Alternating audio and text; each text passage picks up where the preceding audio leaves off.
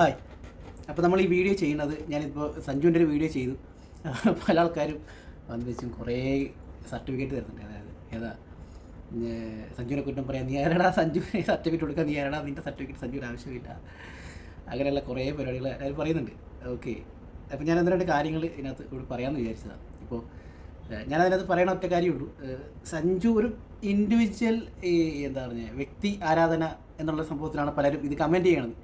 നമ്മൾ മുന്നേക്ക് വെക്കുന്നത്, നമ്മൾ ഫോക്കസ് ചെയ്യുന്ന ഒരു കാര്യം എന്ന് പറയുന്നത് ടീം ഇന്ത്യയുടെ വിജയത്തിൽ എന്താണ് സഞ്ജു അല്ലെങ്കിൽ ഏതൊരു കളിക്കാരൻ്റെ ഒരു കോൺട്രിബ്യൂഷൻ എന്താണ്.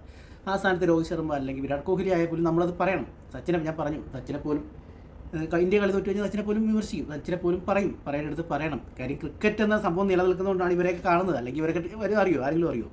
അപ്പോൾ അത്രേ ഉള്ളൂ സംഭവം. അതിൽ മെയിനായിട്ട് എനിക്ക് തോന്നിയൊരു കാര്യം, സഞ്ജു പലപ്പോഴും ഈ കേരള മീഡിയാസും കേരള രാഷ്ട്രീയക്കാരും ഭയങ്കര അവർക്ക് പല ലക്ഷ്യങ്ങളും വെച്ചിട്ടാണ് ഇവർ സഞ്ജുവിനെ ഇട്ട് സഞ്ജു അതാണ്, സഞ്ജു ഇതാണ് അങ്ങനെയാണെന്ന് കുറേ പോസ്റ്റുകളൊക്കെ ഷെയർ ചെയ്യുന്നതും ഒന്നിച്ച് സെൽഫി എടുക്കുന്നതിൻ്റെ ഉദ്ദേശം വേറെയാണ്. അത് സഞ്ജു അതിനകത്ത് മയങ്ങി വീഴുന്നതാണോ എന്നറിയില്ല. സഞ്ജു അതിലിങ്ങനെ ലയിച്ചിരിക്കുന്ന ഒരു കുറച്ച് നാളായിട്ട് അങ്ങനെയായിരുന്നു ഞാൻ മനസ്സിലാക്കിയത്. പക്ഷേ സഞ്ജു ഈ ഫോട്ടോ എടുക്കലും ലയിച്ചിരിക്കലും ഇവിടെയുള്ള തള്ളലും മാത്രമേ നമ്മൾ പലപ്പോഴും കാണാറുള്ളൂ.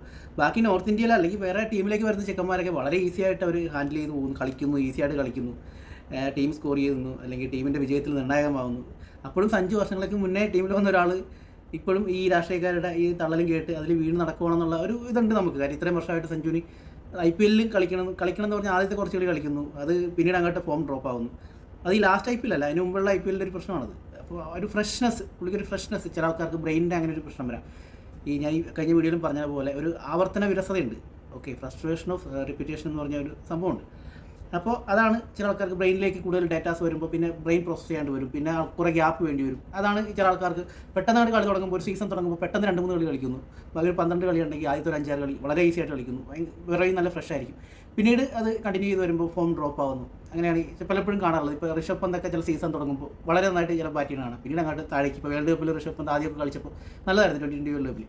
പിന്നീട് അങ്ങോട്ട് താഴേക്കാണ് ഇത് പോയത്. അത് ചിലപ്പോൾ ഇങ്ങനെയുള്ള റീസൺ ആകാം. ഈ ഫ്രസ്ട്രേഷൻ ഓഫ് റിപ്പീറ്റേഷൻ എന്ന് പറഞ്ഞൊരു സംഭവം, കൂടുതൽ ഡേറ്റാ സ്റ്റോർ ചെയ്യുന്നു, ബ്രെയിൻ അങ്ങനെ റിഫ്രഷ് ഇല്ലാണ്ട് വരും. ഓക്കെ, അത് പല ആൾക്കാർക്ക് ഫേസ് ചെയ്യുന്ന റൈറ്റാണ്. അപ്പോൾ എനിക്ക് അങ്ങനെയാണ് സഞ്ജുവിൻ്റെ പല കാര്യങ്ങളും തോന്നിയത്. അപ്പോൾ നമ്മൾ നോക്കുമ്പോൾ സഞ്ജു ഇത്രയും എക്സ്പീരിയൻസ്ഡ് ആയ ഒരാൾ ഇങ്ങനെ ചില കളികളൊക്കെ തോന്നുന്നു, ചില കളികളൊക്കെ എന്തൊക്കെയോ കാണിക്കുന്നുണ്ട്. 2-3 സിക്സ്, ഇപ്പോൾ ദൈവം തന്ന പോലത്തെ 1-2 ഓവർ കിട്ടുന്നു, ഈസി ആയിട്ടുള്ള ചെറിയ ഓവർ കിട്ടും. സഞ്ജുവിൻ്റെ ഹിറ്റിംഗ് സ്കില്ല് അത് നമ്മളെപ്പോഴും പറയുന്നതാണ്. ആ ഹിറ്റിംഗ് സ്കില്ലുള്ളതുകൊണ്ട് ആ ഓവറിൽ 2-3 സിക്സ് അടിക്കുന്നു. ഈ ദൈവം തന്ന പോലത്തെ പഴം പോലത്തെ ചില ഓവറുകൾ വരുമല്ലോ, അപ്പോൾ ഈ 2-3 സിക്സ് അടിക്കുന്നു, അതിനുശേഷം ഒരു 40 റൺ അടിക്കുന്നു. അതിവിടെ മീഡിയാസ് വലിയ രീതിയിൽ കൊണ്ടാടുന്നു. ഇവിടെ പുതിയതായിട്ട് വരുന്ന ചെക്കന്മാർ, ഇപ്പോൾ IPL അല്ലെങ്കിൽ ഇന്ത്യൻ ടീമിലേക്ക് വരുന്ന ചെക്കന്മാരൊക്കെ സെഞ്ചുറി അടിക്കുന്നു. ഗില്ല് എത്രയും സെഞ്ചുറി അടിച്ചു, സഞ്ജുവിനേക്കാൾ എത്ര ശേഷമാണ് ഈ ടീമിലേക്ക് വരുന്നത്. അപ്പോൾ അതൊന്നും നോക്കാണ്ട് ഇങ്ങനെ ഇട്ട് ഇത് കാണുമ്പോൾ നമുക്ക്, കാര്യം നമ്മൾ സ്ഥിരമായിട്ട് കളിയെ വാച്ച് ചെയ്യുന്നതാണ്. അപ്പോൾ ഇതൊക്കെ വലിയ സംഭവമാണെന്ന് നമുക്ക് തോന്നിപ്പോവും. ഓക്കെ, സ്ഥിരമായിട്ട് കളിയെ വാച്ച് ചെയ്യുന്ന ആൾക്കാർക്ക് അത് തോന്നിപ്പോവും, ഇത്ര വലിയ സംഭവം കാണിക്കാനുണ്ടോ എന്നുള്ളത്. ഇത് കളി കാണാണ്ട് ഈ ആൾക്കാരുണ്ട്, പ്രാദേശികവാദം. ഞാനത് പറഞ്ഞു, നമ്മളൊരു സ്ഥലത്ത് ജനിച്ചു എന്ന് വിചാരിച്ച് അവിടെയുള്ള എല്ലാവരും സപ്പോർട്ട് ചെയ്യേണ്ട കാര്യമൊന്നുമില്ല. കാര്യം സപ്പോർട്ട് ചെയ്യണമെന്ന് പറഞ്ഞു കഴിഞ്ഞാൽ ഞാൻ അതിൻ്റെ കാര്യങ്ങൾ നോക്കിയിട്ടാണ് നമ്മൾ സപ്പോർട്ട് ചെയ്യുന്നത്. അത് എല്ലാവർക്കും ഒരേപോലെ പറ്റണമെന്നില്ല. ഇപ്പോൾ ഞാൻ നോക്കുമ്പോൾ ഇന്ത്യൻ ടീം എന്ന് പറഞ്ഞാൽ ക്രിക്കറ്റ് ഫോം ഉള്ളതുകൊണ്ടാണ് നമ്മൾ അവിടെ കളി കാണുന്നത്. അതിലേക്ക് ആൾക്കാർ കളിക്കാൻ വരുമ്പോൾ നമ്മുടെ വീട്ടിൻ്റെ, എൻ്റെ അനിയനായാലും അല്ലെങ്കിൽ ഞാൻ കളിക്കാൻ പോയാലും ടീം ജയിക്കുന്നുണ്ടോ, അതാണ് അവിടുത്തെ ഇമ്പോർട്ടൻറ്റ് കാര്യം. കാരണം ഞാൻ ഇത് പറയാൻ കാര്യം, ഇപ്പോൾ ഞാനൊക്കെ ക്രിക്കറ്റ് കളി കാണാൻ തുടങ്ങിയത് ഏകദേശം 96 വേൾഡ് കപ്പ് ഒക്കെ തുടങ്ങിയാണെന്നുള്ള എൻ്റെ ഒരു ഓർമ്മ. ഓക്കെ, അത് ആ കാംബ്ലിയൊക്കെ വന്ന സമയം, ആ ഒരു സെമി ഫൈനലൊക്കെ നമ്മൾ ഓർക്കുന്ന കാലഘട്ടമാണ്. അപ്പോൾ അന്ന് തുടങ്ങി ഇങ്ങോട്ടേക്ക് ക്രിക്കറ്റ് എന്ന് പറഞ്ഞൊരു അഡിഷൻ ആയിരുന്നു. അപ്പോൾ ഞാനൊക്കെ സ്കൂളിൽ പഠിക്കുന്ന സമയത്ത് നമ്മൾ 6 മാസം മുന്നേ ഉള്ള 6 മാസം കഴിഞ്ഞിട്ടുള്ള കളി പോലും ഞാൻ ഓരോ ദിവസം എണ്ണിയിരുന്നിട്ടുണ്ട്. ഓക്കെ, അത് അന്ന് വേറെ ടൈം പാസുകളില്ല. ഇപ്പോൾ ഇന്ന് നമ്മൾ നോക്കുകയാണെങ്കിൽ കണ്ടൻറ്റുകളുടെ പൊടിപൂരമാണ് സോഷ്യൽ മീഡിയയിൽ. നമുക്ക് എന്ത് കണ്ടൻറ്റാണ് വേണ്ടത്? അന്ന് ആ പടം നമ്മുടെ പരിപാടി ക്രിക്കറ്റ് കളിക്കുക, ചൂണ്ടയിടുക, കുളത്തിൽ കുളിക്കുക, പിന്നെ ഒന്നുമില്ലാത്ത വരുമ്പോൾ തമ്മിലടിക്കുക. ഓക്കെ, പിന്നെ അങ്ങനെയുള്ള ഗെയിംസുകൾ. അപ്പോൾ കൂടുതലും ക്രിക്കറ്റിലാണ് ഫോക്കസ് ചെയ്തിരുന്നത്. കളിക്കുക, ക്രിക്കറ്റ് കളി കാണുക, ക്രിക്കറ്റ് കളി. അപ്പോൾ അന്നും ഈ TV പോലും ഇല്ലാത്ത സ്ഥലങ്ങളാണ്. അന്ന് ടെസ്റ്റ് പോലും ഉണ്ടെങ്കിൽ നമ്മൾ ഫുള്ളായിട്ടിരുന്ന് കാണാൻ റെഡിയായിട്ടുള്ള മാനസികാവസ്ഥയുള്ള കാലഘട്ടമാണ്. നമുക്ക് വേറെ പരിപാടികളില്ലല്ലോ. അതാണ് ഈ 90s എന്നൊക്കെ പറയുന്ന ഒരു കാലഘട്ടം. അതാണ്. അപ്പോൾ അന്ന് നമ്മളിത് ഈ ഒരു സാഹചര്യത്തിലൂടെ വളർന്നു പോകുന്നു. അപ്പോൾ അതുകൊണ്ട് തന്നെ 3 മാസം എന്നല്ല, ഒരു വർഷമുള്ള കളികൾ പോലും നമ്മളിങ്ങനെ ഒരാഴ്ച ഡിസ്കസ് ചെയ്യും. 1 വർഷം കഴിഞ്ഞിട്ടാണല്ലോ കളി വരുന്നത്. അന്ന് ആരൊക്കെ ഇങ്ങനെ സച്ചിൻ കളിക്ക് പോയത്, സച്ചിൻ അന്ന് പരിക്കുകളൊക്കെ സ്ഥിരമുള്ളൊരു സമയമാണ്. അപ്പോൾ അങ്ങനെ വെയിറ്റ് ചെയ്തിരുന്ന് കളി കണ്ട കാലഘട്ടമാണ്. അപ്പോൾ അന്നൊക്കെ ഞാൻ ഓർക്കുന്നുണ്ട്, ഓസ്ട്രേലിയയിലുള്ള ക്രിക്കറ്റൊക്കെ 2000, 2002, 2003 ഉള്ള സമയത്ത് ഓസ്ട്രേലിയയിലൊക്കെ ചില കളികൾ വരുമ്പോൾ, ടെസ്റ്റ് വരുമ്പോൾ നേരത്തെ തുടങ്ങും. ഇന്ത്യൻ ടൈം ഏകദേശം 4-5 മണിയാകുമ്പോൾ കളി തുടങ്ങും. അതുപോലും നമ്മൾ എണീറ്റിരുന്ന് കാണുമായിരുന്നു. ഇപ്പോൾ സച്ചിൻ ആദ്യമായിട്ട് ഡബിൾ സെഞ്ചുറി ടെസ്റ്റിൽ അടിക്കുന്നത് ന്യൂസിലൻഡിനെതിരെയാണ്. ഓക്കെ, ന്യൂസിലാൻഡിനെതിരെ 217 അടിച്ച കളിയാണ്. ആ കളിക്ക് ഒരു ബോൾ പോലും ഞാനൊന്നും വിട്ടിട്ടില്ല, അതെൻ്റെ ഒരു ഓർമ്മ.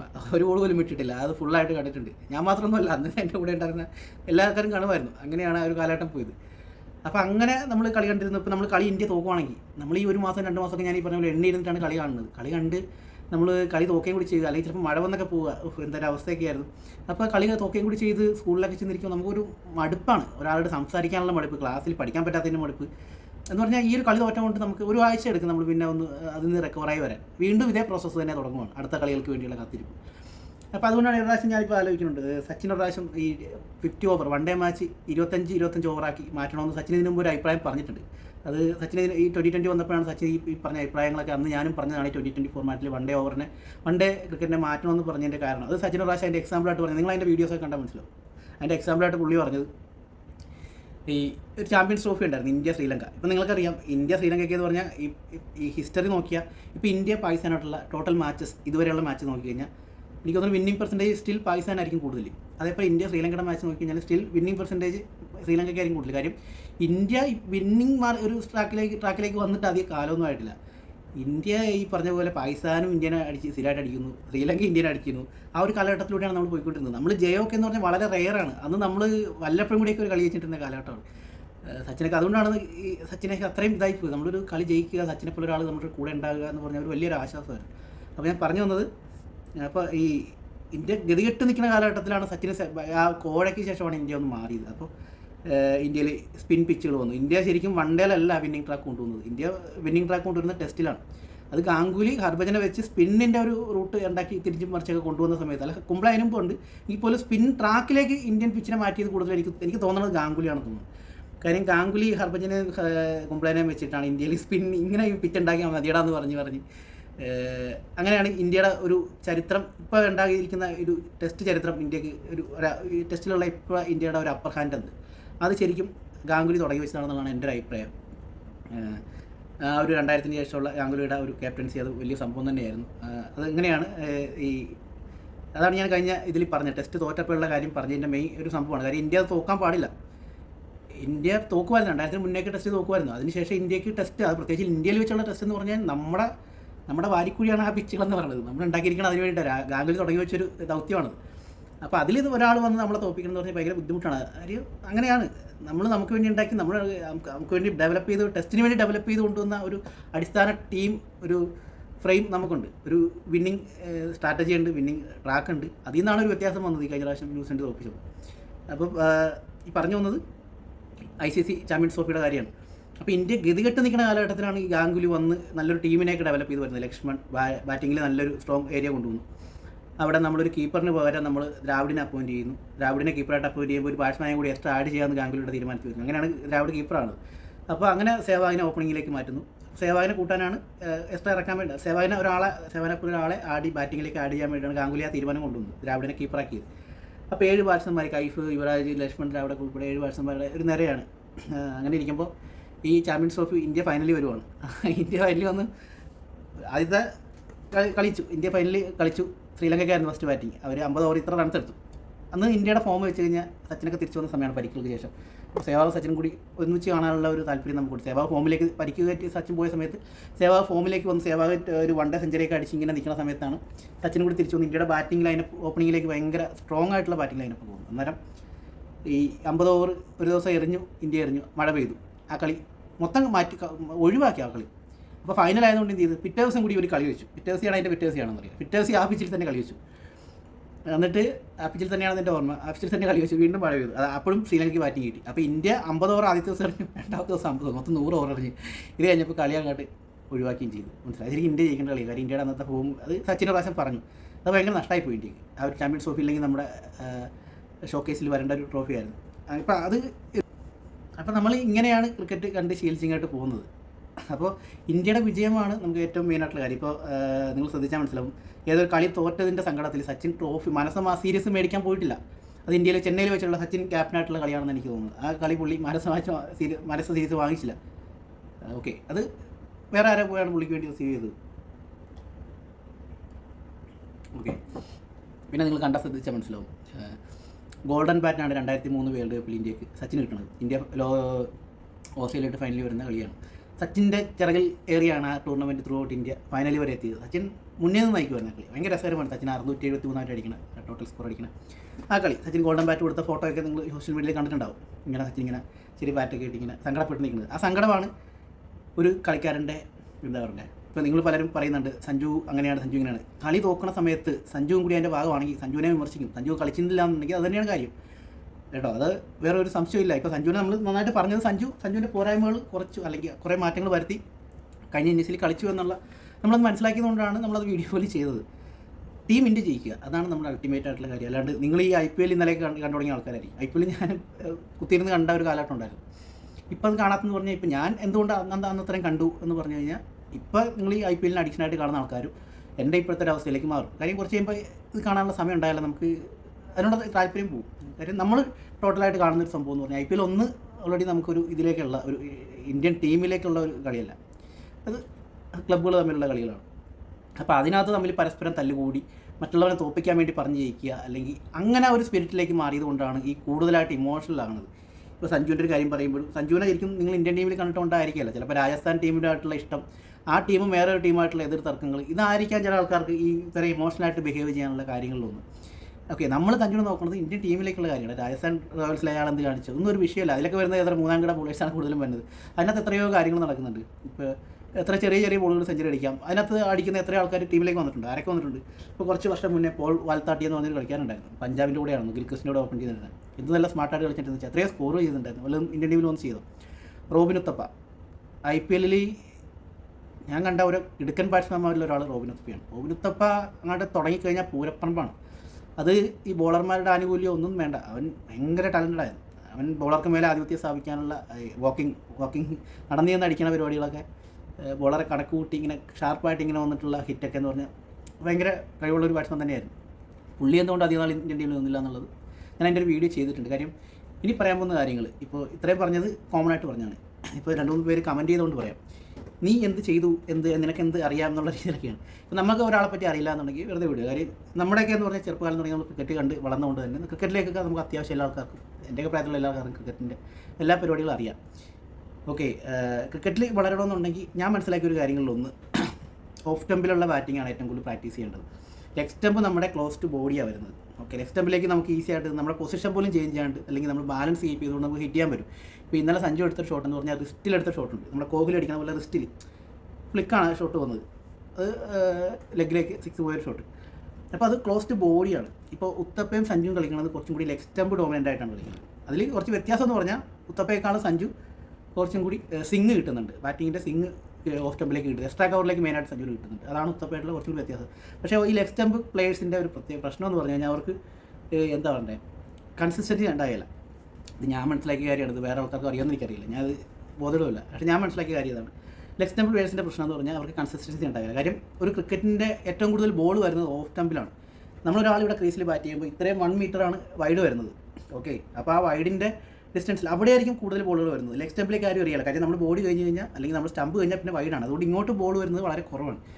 അപ്പോൾ കൂടുതൽ ബോളും വരുന്നത് ഓഫ് സ്റ്റമ്പിലാണ്. ഓഫ് സ്റ്റമ്പിൽ എങ്ങനെ നമ്മുടെ ഈ കൈക്കോഴയൊക്കെ റൊട്ടേറ്റ് ചെയ്ത് ഇപ്പോൾ രോഹിത് ശർമ്മയെ കാണിക്കുന്നത്. രോഹിത് ശർമ്മ ഭയങ്കര അത്ഭുതമാണ് ഞാൻ നോക്കിയില്ല. രോഹിത് ശർമ്മ എത്ര ഈസി ആയിട്ടാണ് പുള്ളി ആ ഷോൾഡറിനെ റൊട്ടേറ്റ് ചെയ്ത് ഹിറ്റ് കളിക്കണം എന്ന് പറഞ്ഞാൽ അത് ഭയങ്കര സംഭവം തന്നെ, ഭയങ്കര ടാലൻ്റ് അയാളുടെ. അതാണ് പുള്ളി ഓഫ് സ്റ്റമ്പിൽ ലെഗ് സ്റ്റമ്പിൽ ഒരേപോലെ കളിക്കുന്നത്. അതാണ് പുള്ളി ഇതേപോലെ വളരണത്. പക്ഷേ പുള്ളിക്ക് കോഹ്ലിനെ പോലെ വളരണം എന്നുള്ളൊരു പാഷൻ ഇല്ലാത്തതുകൊണ്ടായിരിക്കാം പുള്ളി ഇങ്ങനെ ഒരു, അല്ലെങ്കിൽ കോഹ്ലിയേക്കാളും വില പോകേണ്ടതാണ് ഞാൻ മനസ്സിലാക്കിയത് വെച്ചിട്ട്.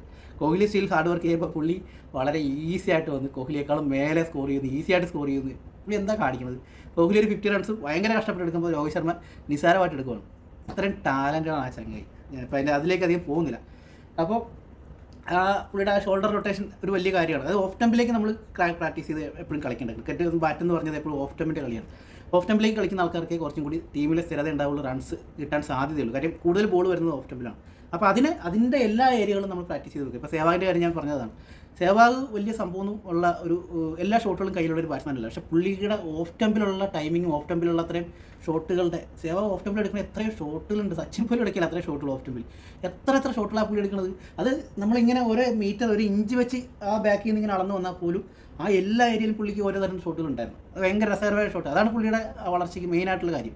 നിങ്ങൾ നോക്കിയാൽ മതി, സേവാഗിൻ്റെ എല്ലാ ഷോട്ടുകളും കൂടുതൽ ഷോട്ടുകളും പോകുന്നത് ഓഫ് സ്റ്റമ്പിലാണ്. അപ്പോൾ ഓഫ് സ്റ്റമ്പിൽ ഒരാൾ പ്രാക്ടീസ് ചെയ്ത് കഴിഞ്ഞാലുള്ള ഗുണം, ടൈമിംഗ് കിട്ടിക്കഴിഞ്ഞാലുള്ള ഗുണം ഇതാണ്. പിന്നെ പല ആൾക്കാർക്കും ഓഫ് സ്റ്റംപിൽ പാടാണ്. കാര്യം നമുക്ക് എവേ ബോഡിയാണ് വരുന്നത്. നമുക്ക് എപ്പോഴും ക്ലോസ്ഡ് ബോഡി ആകുമ്പോൾ നമുക്ക് നമ്മുടെ ഐ കോൺടാക്ട് കറക്റ്റായിരിക്കും. നമ്മൾ ക്ലോസ്ഡ് ബോഡിക്ക് ഒരു സാധനം വരുന്നത് എവേ ബോഡിക്ക് വരുന്നത് നമ്മുടെ ഐ കോൺടാക്റ്റിന് പ്രശ്നം വരും. ഓക്കെ, അപ്പോൾ അതുകൊണ്ട് അത് പ്രാക്ടീസ് ചെയ്തെടുക്കുക, കണ്ടിന്യൂസ് പ്രാക്ടീസിലൂടെ അത് എടുക്കുക. ചില ആൾക്കാർക്ക് സേവാരെ പോലെ ആൾക്കാർക്ക് എനിക്ക് തോന്നുന്നു ജന്മനാ ഒരു സംഭവം കിട്ടിയിട്ടുണ്ട്. അതാണ് പുള്ളി അത്രയും കളിക്കണം തോന്നുന്നു. സച്ചിനും ബാക്കിയുള്ളവരൊക്കെ അത് ഉണ്ടാക്കിയെടുത്താണ്. ഇപ്പോൾ KL രാഹുലൊക്കെ ഓഫ് സ്റ്റംപിൽ കളിക്കും, കോഹ്ലിയും കുഴപ്പമില്ലാണ്ട് കളിക്കും നല്ല രീതിയിൽ. രോഹിത് ശർമ്മ വളരെ ബ്രില്യൻ്റ് കളിക്കുന്നത്. രോഹിത് ശർമ്മ ഈസി ആയിട്ട് അവിടെ 6 ഒക്കെ അടിക്കും. അതാണ് ആ പുള്ളി ഇങ്ങനെ ബാറ്റ് ഇട്ട് കൊടുത്ത് 6 ഒക്കെ ഓഫ് സ്റ്റംപിൽ അടിക്കുന്നതിൻ്റെ ഒരു സംഭവം. അതൊരു വലിയ ഒരു ഇത് തന്നെ. ഒരു ബാറ്റ്സ്മാൻ ചില ആൾക്കാർക്ക് അത് കിട്ടാറുണ്ട്, ചില ആൾക്കാർ പ്രാക്ടീസ് ചെയ്തെടുക്കാം. ചില ആൾക്കാർ പ്രാക്ടീസ് ചെയ്തെടുക്കണം എന്ന് പറഞ്ഞു കഴിഞ്ഞാൽ ഞാനിപ്പോൾ അതിനെപ്പറ്റി പറയുകയാണെങ്കിൽ കുറച്ച് പറയണം. പ്രാക്ടീസ് ചെയ്തെടുക്കുമ്പോൾ എന്ന് പറഞ്ഞാൽ ഇപ്പോൾ ക്രിക്കറ്റ് ബാറ്റ് എങ്ങനെയാണ് പിടിക്കേണ്ടതെന്ന് സച്ചിൻ പ്രാവശ്യം ഒരു ഇതിൽ കാണിക്കുന്നുണ്ട്, രാഹുലുമായിട്ടുള്ളൊരു സംഭവത്തിൽ. ബാറ്റിങ് ഞാനിപ്പോൾ ബാഡ്മിൻ്റനാണ് കാര്യം, ബാഡ്മിൻ്റനിലാണ് ഇപ്പോൾ നമ്മൾ ഫോക്കസ് ചെയ്തിരിക്കുന്നത്. അപ്പോൾ അതിൻ്റെ ഒരു ഗ്രിപ്പ്, ഒരു ബാറ്റ് പിടിക്കണതിൻ്റെ ഒരു ഇതുണ്ട്. എങ്കിലേ നമുക്ക് എല്ലാ ഏരിയയിലേക്കും നമുക്ക് ആക്സസ് ആകുള്ളൂ. ഈ നമ്മൾ ചെയ്യുന്ന പ്രവൃത്തി അല്ലെങ്കിൽ ഹിറ്റിങ് എല്ലാ ഏരിയയിലേക്കും ആക്സസ് ആണെന്നുണ്ടെങ്കിൽ ബാറ്റ് പിടിക്കണതിൻ്റെ ഒരു സംഭവമുണ്ട്. അപ്പോൾ സച്ചിൻ പ്രാവശ്യം ബാറ്റ് ഇങ്ങനെ ഇട്ടിട്ട് ഇങ്ങനെ ചെന്ന് എടുക്കുന്നത് കാണിക്കുന്നുണ്ട്. അതായത് ഈ ഒരു ഗ്യാപ്പിലേക്കാണ് ബാറ്റ് വരേണ്ടത്. അപ്പോഴാണ് നമുക്ക് എല്ലാ ഏരിയയിലും ഓപ്പൺ ആവുള്ളൂ. പക്ഷേ സച്ചിൻ്റെ സ്റ്റാൻസ് കണ്ടു കഴിഞ്ഞാൽ നമുക്ക് ഒരിക്കലും പറയാൻ പറ്റില്ല സച്ചിൻ അങ്ങനെയാണ് ബാറ്റ് പിടിക്കണം എന്നുള്ളത്. കാര്യം ഇത്ര ഏരിയ ഓപ്പൺ ആയിട്ട് നിർത്തില്ല. ഇപ്പോൾ KL രാഹുലിൻ്റെ ബാറ്റിംഗ് നിങ്ങൾ കണ്ടാൽ മനസ്സിലാവും. ഇതിങ്ങനെ ഓപ്പൺ ആയിട്ടാണ്, ലെഗ് സ്റ്റമ്പിലല്ല. പുള്ളി ഇങ്ങനെ കൂടുതൽ ഓഫ് സ്റ്റമ്പിലേക്ക് ഇങ്ങോട്ട് കയറ്റിയാണ് ബാറ്റ് ഗ്രിപ്പ് പിടിക്കുന്നത്. അതായത് ഈ ഒരു ഗ്യാപ്പിൻ്റെ ഇങ്ങോട്ടേക്ക് വരും. അതുകൊണ്ടാണ് KL രാഹുൽ ഈസി ആയിട്ട് എല്ലാ ഏരിയയിലേക്കും ഓഫ് സ്റ്റമ്പിൽ കളിക്കുന്നത്. ലെഗ് സ്റ്റമ്പിൽ പുള്ളിക്ക് പ്രശ്നം വരുന്നതെന്ന് പറഞ്ഞാൽ KL രാഹുലിൻ്റെ പ്രശ്നം എന്ന് പറഞ്ഞാൽ പുള്ളിക്ക് മിഡോണിലേക്ക് ഫ്ലിക്ക് കറക്റ്റല്ല പുള്ളിയുടെ. പുള്ളി മിഡോണിലേക്ക് ഫ്ലിക്ക് എന്ന് പറഞ്ഞാൽ ഇങ്ങനെ റൊട്ടേറ്റ് ചെയ്ത് കളിക്കുക. ആ ഫ്ലിക്ക് അല്ല ശരിക്കും വരുന്നത്. ഇപ്പോൾ സച്ചിനൊക്കെ മിഡോണിലേക്ക് കളിക്കുന്നത് കറക്റ്റ് ആ ബാറ്റിൻ്റെ റൊട്ടേഷനാണ് വരുന്നത്. KL രാഹുൽ കൈയിൻ്റെ റൊട്ടേഷനാണ് വരുന്നത്. ഫുൾ കൈയാണ് റൊട്ടേറ്റ് ചെയ്യുന്നത്. അത് ശരിക്കും റിസ്റ്റിൻ്റെ ഫ്ലിക്കാണ് അവിടെ വരേണ്ടത്. അപ്പോൾ ഞാൻ പറഞ്ഞത് KL രാഹുൽ അത് കുറച്ച് കൂടുതലാണ് ഈ ഓഫ് സ്റ്റമ്പിൽ ഈ ഗ്രിപ്പിങ്ങോട്ട് കയറ്റി പിടിക്കുന്നത്. ശരിക്കും അത്രയും പിടിക്കേണ്ട കാര്യമില്ല. ഇപ്പോൾ സച്ചിനൊക്കെ പിടിക്കുന്നത്, സച്ചിൻ്റെയും കോഹ്ലിയുടെ പ്രത്യേകത എന്ന് പറഞ്ഞാൽ ഇവർ ലെഗ് സ്റ്റമ്പ് പോലെയാണ് ഈ ബാറ്റിന് ഹോൾഡ് ചെയ്യുന്നത്. ഇത്രയും റൊട്ടേറ്റ് ചെയ്ത് ഇങ്ങനെ പിടിക്കേണ്ട സ്ഥാനത്ത് സച്ചിൻ ഇങ്ങനെയൊക്കെ ചില പിടിച്ച് നിൽക്കണമെന്ന് നിങ്ങൾ ശ്രദ്ധിച്ചിട്ടുണ്ടോ? സച്ചിൻ ഇങ്ങനെ ബാറ്റ് ചെയ്യുന്നത്. പക്ഷേ പുള്ളി ബോൾ വരുന്ന സമയത്ത് പുള്ളിയുടെ മൈൻഡ് അതേപോലെ വർക്ക് ചെയ്യും, മൈൻഡും കൈയും അതേപോലെ വർക്ക് ചെയ്യും. കാര്യം നല്ല രീതിയിൽ ഇങ്ങനെ റൊട്ടേറ്റ് ചെയ്യും, കയ്യിൽ കിടന്ന് ഈ പിടി ശരിക്കും റൊട്ടേറ്റ് ചെയ്യും. അതാണ് സച്ചിൻ്റെ സ്റ്റാൻസും സച്ചിൻ്റെ കളിയായിട്ട് ഒത്തിരി വ്യത്യാസമുണ്ട് നമുക്ക്. സച്ചിൻ ഇങ്ങനെ മറിച്ചാണ് കമത്തിയാണ് ബാറ്റ് പിടിക്കണമെങ്കിൽ പോലും സച്ചിൻ ഓഫ് സ്റ്റമ്പിലേക്ക് എടുക്കുന്ന ഷോട്ടുകൾ പുള്ളി വിചാരിക്കുന്നത് എങ്ങനെ അത് എടുക്കുന്നത്. കാര്യം നമ്മളത് പ്രാക്ടീസ് ചെയ്ത് നോക്കുമ്പോഴാണ് നമുക്കത് മനസ്സിലാവുന്നത് അത് എത്രയും ബുദ്ധിമുട്ടാണെന്നുള്ളത്. കാര്യം സച്ചിൻ നിൽക്കുന്ന പോലെയൊക്കെ ഞാൻ കുറേ പ്രാക്ടീസ് ചെയ്ത് നോക്കി, പക്ഷേ അതിൻ്റെ അടുത്ത് ബുദ്ധിമുട്ട് മനസ്സിലായത് അപ്പോഴാണ് മനസ്സിലായി. പുള്ളി കളി ബോൾ വരുന്നതനുസരിച്ച് പുള്ളി ഈസി ആയിട്ട് ഇങ്ങനെ മാറ്റിക്കൊണ്ടിരിക്കും. ഇപ്പോൾ ചില ബാഡ്മിൻ്റൺ പ്ലേയേഴ്സ്, ഞാനിപ്പോൾ ബാഡ്മിൻ്റനിലാണ് ഫോക്കസ് ചെയ്യുന്നത്, അതുകൊണ്ടാണ് പറയുന്നത്. ഇപ്പോൾ ഇങ്ങനെയാണ് ബാഡ്മിൻ്റൺ, ചില ആൾക്കാർ നമ്മുടെ നാട്ടിൽ ബാഡ്മിൻ്റൺ ബാറ്റ് പിടിക്കുന്നത് ഇങ്ങനെയല്ല ബാഡ്മിൻ്റൺ ബാറ്റ് പിടിക്കേണ്ടത്. ഇതാണ് പിടുത്തം. ഓക്കെ, ഇങ്ങനെയാണ് പിടിക്കേണ്ടത്. അപ്പോൾ ഇത് ഇങ്ങനെ ഓക്കെ. അപ്പോൾ നമ്മൾ ചില ആൾക്കാർ കളിക്കുമ്പോൾ ശ്രദ്ധിച്ചിട്ടുണ്ടാവും, ഈ ബാഡ്മിൻ്റൺ കളിക്കുമ്പോൾ ഇങ്ങനെ എത്രയോ ഈ കളിയുടെ ഇടക്ക് തന്നെ അത്ര സ്പീഡിൽ തോന്നി ഇങ്ങനെ ഗ്രിപ്പ് ഇങ്ങനെ മാറ്റിക്കൊണ്ടിരിക്കുന്നുണ്ട് അവർ. അത് ആ കളിയുടെ എക്സ്പീരിയൻസിൻ്റെ അവരുടെ ഗെയിമിനോടുള്ള ഇഷ്ടത്തിൻ്റെയും പ്രാക്ടീസിൻ്റെയൊക്കെ ഗുണമാണ്. അപ്പോൾ അങ്ങനെ തന്നെയാണ് ക്രിക്കറ്റിലെയും ബാറ്റിൻ്റെ. ഇതെല്ലാം ഒരേ മെത്തേഡൊക്കെ തന്നെയാണ്. ഞാൻ ഇത്രയും പറഞ്ഞു തന്നത് ഇത്രയും ചില കമൻറ്റ്സ് കണ്ടപ്പോൾ നമ്മൾ പറഞ്ഞു, ചില ആൾക്കാർ പറയുന്നുണ്ട് ഇതിനൊക്കെ വല്ല തേങ്ങ അറിയാമോ? തേങ്ങ നമുക്കറിയില്ല, പക്ഷേ നമ്മൾ ഒബ്സർവ് ചെയ്ത കാര്യങ്ങൾ പറഞ്ഞു. ഞാൻ പണ്ട് ക്രിക്കറ്റ് കളിക്കുന്ന സമയത്ത് ഇതേപോലെ ഓഫ് സ്റ്റമ്പിലേക്ക് നമുക്ക് ഒട്ടും ആക്സസ് ഇല്ല. അപ്പോൾ ഞാൻ സ്വന്തമായിട്ട് കുറേ കാര്യങ്ങളൊക്കെ നോക്കിയൊന്നും നടന്നില്ല. അവസാനം ഗ്രിപ്പ് ഒന്ന് മാറ്റി പിടിച്ച് നോക്കി. ഇതേപോലെ റൊട്ടേഷൻ ഗ്രിപ്പല്ല, ഒരു ഫിക്സർ ഗ്രിപ്പ്, ഇങ്ങനെ ടൈറ്റായിട്ട് തന്നെ ഒരു ഗ്രിപ്പ് ഇങ്ങനെ പിടിച്ച് നോക്കി. പിന്നെ ബാറ്റ് ചെയ്യുന്ന സമയത്ത് എനിക്ക് കുറേ ഓഫ് സ്റ്റമ്പിലേക്ക് സിക്സർ അടിക്കാൻ പറ്റി. അപ്പോഴാണ് എനിക്ക് അതിനകത്ത് മനസ്സിലായ കാര്യങ്ങൾ. ഇപ്പോൾ ചില ആൾക്കാർ പറയും അതിലൊന്നും വലിയ കാര്യമില്ല എന്ന് പറയും. അതിലൊന്നുമല്ല, എല്ലാ കാര്യങ്ങൾക്കും കാര്യമുണ്ട്. നമ്മൾ ബാറ്റിലിടുന്ന ആ ഗ്രിപ്പിൻ്റെ ആ ബാറ്റിൻ്റെ വെയിറ്റിൻ്റെ നമ്മൾ ഹോൾഡ് ചെയ്യുന്ന രീതിയുടെ ഇതെല്ലാ കാര്യങ്ങളും ഒരു ബാറ്റ് പിടിക്കുന്ന രീതി എല്ലാം നമ്മുടെ ഷോട്ടുകൾക്ക് അല്ലെങ്കിൽ ഇതെല്ലാത്തിലും ബാഡ്മിൻ്റൺ ആയാലും ക്രിക്കറ്റിൻ്റെ ആയാലും അതിന് ഒത്തിരി ഇമ്പോർട്ടൻ്റ് ഉണ്ട്. അപ്പോൾ ഒരു ബാറ്റിൻ്റെ ഗ്രിപ്പ് അത് പിടിക്കുന്ന രീതിക്ക് കുറേ ഇമ്പോർട്ടൻസ് ഉണ്ടല്ലോ. നമുക്ക് അത് സീരിയസ് ആയിട്ട് അതിനെ അപ്രോച്ച് ചെയ്യുന്ന ആൾക്കാർക്ക്, അല്ലാത്ത ആൾക്കാർക്ക് കല്ലി എന്തായാലും അതൊന്നും വലിയ കാര്യമില്ല. പക്ഷേ അത് സീരിയസ് ആയിട്ട് അപ്രോച്ച് ചെയ്യുന്ന ആൾക്കാർ ഇതെല്ലാം നോക്കും. കാര്യം സച്ചിൻ്റെ ഒരു വീഡിയോയിൽ പറഞ്ഞൊരു കാര്യം, ഇപ്പോൾ സച്ചിൻ കളിച്ച് അർച്ചറേക്കർ സാർ എന്ന് പറഞ്ഞാൽ സച്ചിൻ്റെ കോച്ചാണ് അർച്ചറേക്കർ. അപ്പോൾ നിങ്ങൾക്ക് എല്ലാവർക്കും അറിയായിരിക്കും. അപ്പോൾ സച്ചിൻ പുള്ളിയുടെ അടുത്ത് ചെല്ലുമ്പോൾ സച്ചിൻ്റെ കുറേ പ്രശ്നങ്ങളുണ്ടായിരുന്നു. സച്ചിൻ കളിക്കുമായിരുന്നു നന്നായിട്ട്, പക്ഷേ സച്ചിൻ്റെ ഒരു ഡിഫൻസ്, ഒരു ബാറ്റ് എങ്ങനെ വരണം എന്ന് സച്ചിനെ പഠിപ്പിക്കുന്നത് അർച്ചറേക്കറാണ്. അപ്പോഴാണ് അതിൻ്റെ ശരിക്കുള്ള പൊസിഷൻ സച്ചിന് മനസ്സിലായത്. ഓക്കെ, അപ്പോൾ ആ ഒരു ചെറിയ സിമ്പിൾ തിങ് ആണ്, പറയുമ്പോൾ അത് ചെറിയ കാര്യമുള്ളൂ, പക്ഷേ അതുകൊണ്ട് സച്ചിനെ പോലെ ഒരു പ്രതിഭ എത്രത്തോളം മാറി വളർന്നു എന്നുള്ളതാണ് അവിടുത്തെ വലിയ കാര്യം. ഇപ്പോൾ ദക്ഷിണാമൂർത്തി സ്വാമികളൊക്കെയാണ് യേശുദാസ് സാറിൻ്റെ ഗുരുക്കന്മാർ. അവർ പറഞ്ഞു കൊടുത്ത കാര്യങ്ങളേ ഉള്ളൂ, പക്ഷേ അതിലൂടെ എങ്ങനെയാണ് യേശുദാസ് സാർ വളർന്നത് അല്ലെങ്കിൽ പുള്ളി എങ്ങനെ ഹാർഡ് വർക്ക് ചെയ്തു, അതാണ് അവർ തമ്മിലുള്ള വ്യത്യാസം. അർച്ചറേക്കർ സാർ അറിയപ്പെടുന്നത് സച്ചിൻ്റെ പേരിലാണ്. അതേപോലെ ദക്ഷിണാമൂർത്തി സ്വാമികൾ പുള്ളി അവരറിയപ്പെടുന്ന ചിലപ്പോൾ യേശുദാസ് എന്ന ആളുടെ ഗുരു എന്നുള്ള പേരിലൊക്കെ ആയിരിക്കും. അപ്പോൾ ഇങ്ങനെയാണ് സംഭവം. ചെറിയ ചെറിയ കാര്യങ്ങളാണ് ഈ ഗുരുക്കന്മാരെല്ലാം പറഞ്ഞു തരാനോ, അല്ലെങ്കിൽ ഈ പറഞ്ഞ പോലെ ഗുരുക്കന്മാർക്ക് ചില ആൾക്കാർ വയ്ക്കും ഗുരുവായിട്ട് എന്തുകൊണ്ട് പുള്ളി വളർന്നില്ല, അവർക്ക് അറിവുണ്ടാവും. ഇപ്പം നമ്മളെ പഠിപ്പിക്കുന്ന ടീച്ചേഴ്സിൻ്റെ അതിനേക്കാൾ മേലെ വളർന്ന എത്ര ആൾക്കാരുണ്ടാവും. ഓക്കെ, അപ്പോൾ അവർ വേണ്ട കുറച്ച് ലിങ്കുകളാണ് അവർ തരുന്നത്. ഓക്കെ, ചില പോരായ്മകൾ, ചില ഗ്യാപ്പുകൾ അതങ്ങോട്ട് ഫില്ല് ചെയ്ത് തരും. അതിലൂടെ വളരുന്ന ആൾക്കാർ, സീരിയസ് ആയിട്ട് കാണുന്ന ആൾക്കാർ വളരും. അതിൻ്റെ എക്സാമ്പിളൊക്കെയാണ് ഈ പറഞ്ഞ പേരുകൾ. ഓക്കെ, അപ്പോൾ ഒരു കാര്യങ്ങൾക്ക്, ചെറിയ ചെറിയ കാര്യങ്ങൾക്ക്, ഒരു ബാറ്റിൻ്റെ ഗ്രിപ്പിന് പോലും അതെങ്ങനെ പിടിക്കുന്നു എന്നതിന് പോലും ഒത്തിരി ഇമ്പോർട്ടൻസ് ഉണ്ട്. അത് ചിലപ്പോൾ പല റിയലൈസേഷനും നമുക്ക് കൊണ്ടുവരാം, നമ്മുടെ ലൈഫ് തന്നെ മാറ്റാം, ഒരു എവല്യൂഷൻ ആകാം. ഓക്കെ, അതാണ് എനിക്ക് സംഭവം. സഞ്ജു ഇങ്ങനെയുള്ള ഈ ഇതിലേക്ക് വീണ് ഇരിക്കുന്നതാണ് സഞ്ജുവിൻ്റെ ഏറ്റവും വലിയ കാര്യമായിട്ട് എനിക്ക് തോന്നിയിട്ടുള്ളത്. ഇപ്പോൾ ഓഫ് ടെമ്പിൽ പ്ലേ ചെയ്ത് വേറൊരു കളിക്കാരനാണ് തിലകരത്ന ദിൽഷനെ നിങ്ങൾ കണ്ടാൽ മനസ്സിലാവും. ദിൽഷൻ പക്ക ഒരു ഓഫ് ടെമ്പിൾ പ്ലെയറാണ്. ഓഫ് ടെമ്പിളിൽ ഭയങ്കര ആക്സസ് ആണ് പുള്ളിക്ക് എല്ലാ ഏരിയയിലേക്കും. അതുകൊണ്ട് തന്നെയാണ് പുള്ളി ടീമിൽ വന്നതും ടീമിൽ നിലനിന്നതെന്ന് ഞാൻ വിശ്വസിക്കുന്നു. കാര്യം പുള്ളി ആദ്യം വരുന്നത് മിഡിൽ ഓർഡർ ബാറ്റ്സ്മാൻ ആയിട്ടാണ്. കാര്യം അന്ന് മിഡിൽ ഓർഡറിൽ പുള്ളി ബാറ്റ് ചെയ്യുമ്പോൾ നമുക്ക് കാണാം എല്ലാ ബോളിലും പുള്ളി കണക്ട് ചെയ്യുന്നുണ്ട് ബാറ്റ്. എല്ലാ ബോളിലും സിംഗിൾ എടുക്കാൻ പുള്ളിക്ക് അറിയാം. എല്ലാ ബോളിലും മീഡിയം പേസ് പാസിലും പുള്ളി ഈസി ആയിട്ട് ബൗണ്ടറിലേക്ക് കളിക്കുന്നുണ്ട്. പക്ഷേ ബൗണ്ടറി ആ മിഡിൽ ഓർഡറിൽ ഇറങ്ങുന്നതുകൊണ്ട് തന്നെ ആ ബൗണ്ടറി അവിടെ എല്ലാ സിംഗിളോ ഡബിളോ മാത്രമേ കിട്ടുന്നുള്ളൂ. പക്ഷേ അയാൾ ഓപ്പണിങ്ങിലേക്ക് കയറ്റി കൊണ്ടുവന്ന് കഴിഞ്ഞാൽ ആദ്യം കൂടി അവർക്ക് 4 ആയിട്ടോ 6 ആയിട്ടോ നമുക്ക് കിട്ടുമായിരുന്നു. അത് ശേഷമാണ് പുള്ളി ഓപ്പണിങ്ങിലേക്ക് വന്നത്. ഓപ്പണിങ്ങിലേക്ക് വന്നപ്പോൾ ആ പുള്ളിയുടെ ബാറ്റിംഗ് ഓഫ് ടെമ്പിലേക്കുള്ള ആക്സസ് പുള്ളിക്ക് യൂസ് ചെയ്യാൻ പറ്റി. പുള്ളി അത്രയോ വലിയ രീതിക്കാണ് അവസാനം വിരമിച്ചത്. മറിച്ച് പുള്ളി ഒരു മധ്യന്തര ബാറ്റ്സ്മാൻ ആണെങ്കിൽ ഒരിക്കലും പുള്ളിക്ക് ആ രീതിയിൽ വളരാൻ പറ്റിയില്ലായിരുന്നു. ഓക്കെ, അതേപോലെ ഓഫ് ടെമ്പിൽ വളരെ ആക്സസ് ഉള്ള വേറൊരു കളിക്കാരനാണ് ബ്രണ്ടൻ മക്കല്ലം. ബ്രണ്ടൻ മക്കല്ലം തന്നെയല്ലേ, ഒരു പേര് മാറിപ്പോയി കഴിഞ്ഞാൽ കഴിഞ്ഞ വീഡിയോയിൽ ആകാശ് ശർമ്മയിലൊക്കെ പറഞ്ഞിട്ട് ബ്രണ്ടൻ മക്കല്ലം ഭയങ്കര ആക്സസ്. പുള്ളിക്ക് എല്ലാ സൈഡിലേക്കും ഒരു ആക്സസ് ആയിട്ടോ, ഒരു റോബോട്ടിക് ആയിട്ട് നിൽക്കുന്ന ആരും കൂസാത്ത ഒരു വല്ലാത്തൊരു ഐറ്റമാണ്. പുള്ളീനെ ബീറ്റ് ചെയ്യൽ പാടാ പിച്ചിൽ. പുള്ളി പിച്ചിനെ കൈയിളക്കുന്ന ഒരാളാണ് പുള്ളി പറഞ്ഞ പോലെ. അപ്പോൾ ഓഫ് ടെമ്പിലേക്ക് ഭയങ്കര ടൈമിങ് അയാൾക്ക്. അതുകൊണ്ട് പുള്ളി ഏത് ലെവലിൽ ഇതേപോലെ മിഡിൽ ഓർഡറിൽ വന്നതാണ്. മിഡിൽ ഓർഡറിൽ വന്ന് ടെസ്റ്റിലൊക്കെ നിസാരമായിട്ടാണ് പുള്ളി സെഞ്ചുറി അടിച്ചിട്ടുണ്ട്, അല്ലെങ്കിൽ നല്ല രീതിയിൽ പെട്ടെന്ന് റൺ സ്കോർ ചെയ്യുക. നിസാരമാണ് പുള്ളിക്ക് റൺ സ്കോർ ചെയ്യുക. ആ പുള്ളിയുടെ ബാറ്റിംഗ് എന്ന് പറയുന്നത് ഒരിക്കലും എപ്പോഴും മിഡിൽ ഓർഡറിൽ കളിക്കേണ്ടതല്ല, ഒരു ഓപ്പണിങ്ങിലേക്ക് വരേണ്ടതാണ്. അതുകൊണ്ട് പുള്ളി ഓപ്പണിങ്ങിലേക്ക് വന്നു. എന്താ നേട്ടങ്ങൾ എത്രയോ ഉണ്ടാക്കി പുള്ളി, വലിയ കളിക്കാരൻ തന്നെയാണ്. അപ്പോൾ ഗാംഗുലി ലെഗ് സ്റ്റംപ് വേറെ അല്ല ശരിക്കും. ഗാംഗുലി ഓഫ് ടെമ്പ് മാത്രമേ ഗാംഗുലി ശരിക്കും അറിയാവുള്ളൂ. ഗാംഗുലി നേട്ടങ്ങൾ ഉണ്ടാക്കിയില്ലേ. കാര്യം എന്ന് പറഞ്ഞാൽ ഓഫ് ടെമ്പാണ് ക്രിക്കറ്റിൻ്റെ മെയിൻ ഏരിയ. ഓക്കെ, ഞാൻ അതിൽ കുറച്ച് വ്യത്യസ്തമായിട്ട് നിൽക്കുന്ന കുറച്ച് ആൾക്കാരുടെ പേരാണ് ഞാൻ പറഞ്ഞത്. സഞ്ജു അതിനകത്ത് വ്യത്യസ്തമാണ്, റോബിൻ ഉത്തപ്പ അതിനകത്ത് വ്യത്യസ്തമായിരുന്നു. അതുകൊണ്ടാണ് റോബിൻ ഉത്തപ്പയ്ക്ക് ടീമിൽ സ്ഥിരത ഇല്ലാണ്ട് പോയത്. അതുകൊണ്ട് സഞ്ജുവിന് സ്ഥിരത ഇല്ലാത്തതിൻ്റെ ഒരു കാര്യം ഞാൻ മനസ്സിലാക്കിയത് ഓഫ് ടെമ്പ് കളിയില്ലാത്തതുകൊണ്ടാണ്. ഇത് എൻ്റെ ഒരു അസസ്മെൻറ്റാണ്, അല്ലാണ്ട് ഇതാണെന്ന് ഞാൻ വാദിക്കുന്നില്ല. ഞാൻ മനസ്സിലാക്കിയ കാര്യമാണ്. ഞാൻ അത്രയും ക്രിക്കറ്റ് കളിച്ച് നടന്നിട്ടുണ്ട്, ക്രിക്കറ്റിൽ അത്രയും ഞാൻ ഒബ്സർവ് ചെയ്തിട്ടുണ്ട്. ഞാൻ അത്രത്തോളം ക്രിക്കറ്റ് വളരെ ശ്രമിച്ചിട്ടുണ്ടായിരുന്നു. അതിന് ശേഷം വോളിബോളിലേക്ക് മാറി. വോളിബോളും എന്നെ കൊണ്ടാകുന്ന രീതിയിൽ ഞാൻ കുറേ പഠിച്ചിട്ടുണ്ട്. അതൊന്നും നമുക്ക് ഇപ്പോൾ നമ്മൾ എന്ത് കാര്യം പഠിക്കണതിൻ്റെ അല്ല, നമുക്ക് ഒരു കാര്യത്തിലൂടെ വളരണമെന്നുണ്ടെങ്കിൽ കുറേ കാര്യങ്ങളുണ്ട്. ഇപ്പോൾ ഞാൻ പറയാം, ഈ ഇന്ത്യയിൽ ഇപ്പോൾ IPL കളിക്കുന്ന എത്രയോ ആൾക്കാരെക്കാളും നല്ല കളിക്കാർ കേരളത്തിലുണ്ട്. അപ്പോൾ ഒരാൾക്കാർ ജനിക്കുന്ന സ്ഥലവും ഒരാൾക്കാർ കിട്ടുന്ന കോച്ചിങ് ചില നിയോഗങ്ങളുണ്ട്, അങ്ങനെ എല്ലാം മാറുള്ളൂ. ഓക്കെ, അപ്പോൾ ഞാനിപ്പോൾ പറഞ്ഞു വരുന്നത് ഞാൻ ബാഡ്മിൻ്റണിലാണ് ഫോക്കസ്. നമുക്ക് കോച്ചിങ് ഒക്കെ എടുക്കുന്നുണ്ട്, ഞാൻ പറഞ്ഞു വരുവാണ്. ഓക്കെ, അപ്പോൾ ക്രിക്കറ്റും വോളിബോളും നമ്മുടെ മെയിൻ ഒരു കളികളിലൊന്നായിരുന്നു.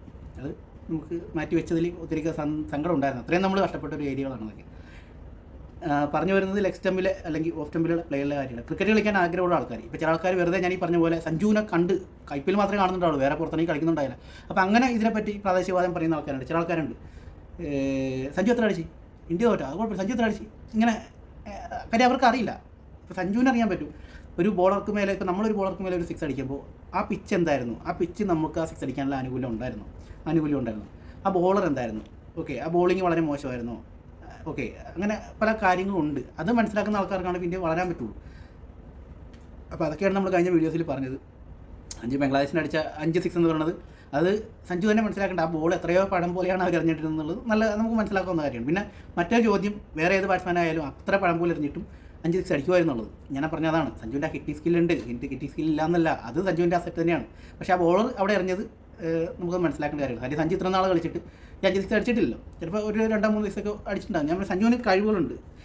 അത് ഞാൻ കഴിഞ്ഞ വീഡിയോയിൽ വ്യക്തമായിട്ട് പറഞ്ഞു. ചില ലൂസ് ബോളുകൾ ചെന്ന് കഴിഞ്ഞാൽ, അല്ലെങ്കിൽ സഞ്ജുവിൻ്റെ അടുത്ത് വെറുതെ കോപ്രായം കളിക്കാൻ ഒരു ബോളറിന് ചെന്ന് കഴിഞ്ഞാൽ സഞ്ജു അടിക്കും. കാര്യം സഞ്ജുവിന് ഹിറ്റ് കണക്ട് ചെയ്യാനുള്ള ഒരു അസാമാന്യ കഴിവുണ്ട്. അതാണ് സഞ്ജുവിനെ മറ്റുള്ള കളിക്കാരിൽ നിന്ന് വ്യത്യസ്തമാക്കുന്നത്. പല ആൾക്കാരും സഞ്ജുവിനെ സപ്പോർട്ട് ചെയ്യുന്നതിൻ്റെ കാര്യം ഇതാണ്. നമുക്ക് അറിയാത്തതുകൊണ്ടല്ല ഇത് അറിയാത്തതുകൊണ്ടല്ല നമ്മൾ സഞ്ജുവിന് വലിയ സംഭവമായിട്ട് നമ്മൾ പറയാത്തത്. ഓക്കെ, പക്ഷെ അത് എപ്പോഴും നമുക്ക് പ്രതീക്ഷിക്കാൻ പറ്റത്തില്ല. കാര്യം അത്രയും കോമ്പറ്റീഷനുള്ള അല്ലെ അത്രയും ബ്രില്യൻ്റ് ആയിട്ടുള്ള ക്യാപ്റ്റന്മാരും ക്ലെവറായിട്ടുള്ള ബോളേഴ്സൊക്കെ വരുന്ന കാലഘട്ടമാണ് ഇപ്പോൾ. അപ്പോൾ ആ സമയത്ത് നമുക്ക് ഇതേപോലത്തെ ഒരു ആനുകൂല്യം മാത്രം വെച്ചിട്ട് ഒരു കയറി പോക്ക് പാടാണ്. അതുകൊണ്ടാണ് സഞ്ജുവിൻ്റെ പല വഴികളും ബ്ലോക്കായിട്ട് നിൽക്കണം എന്നുള്ളതാണ് ഞാൻ മനസ്സിലാക്കിയത്. ഇത് പറയുമ്പോൾ ചില ആൾക്കാർ ഇതാണ് കാര്യം, അവർക്കത് മനസ്സിലാകാത്തതുകൊണ്ടാണ്. അവർ ഇമോഷണലായിട്ടാണ് കാര്യങ്ങളെ കണക്ട് ചെയ്യുന്നത്.